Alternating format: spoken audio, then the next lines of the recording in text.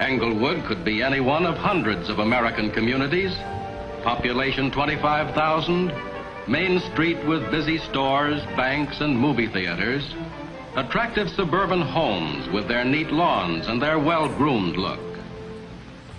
In size and in the kind of people who live here, Englewood is like many other American towns. And that was one of the reasons it has become the first town in the world to have an unusual kind of telephone service. Remember that number Mrs. Warren looked up in her personal telephone notebook? 318 Garfield 5 2368. The only difference between that and a local number is the 3 digits at the beginning. 318 is the code for the San Francisco area.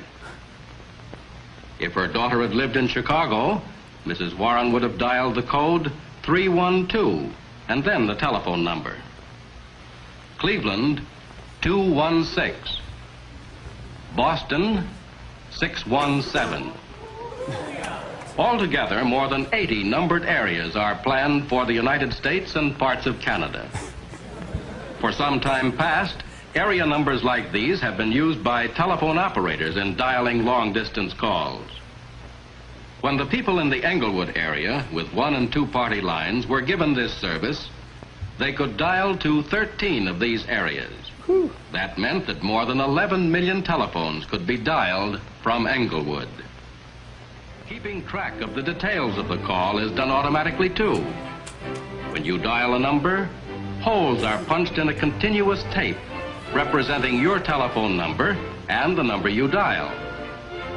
More holes are punched to show the time when you start talking and when you finish talking and hang up.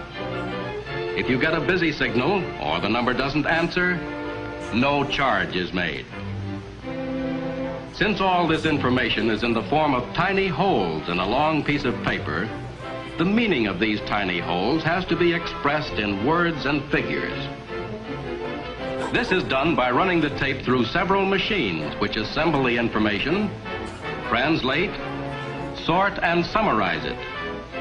Figure the length of your call, apply the correct rate, and, you guessed it, type your toll statement.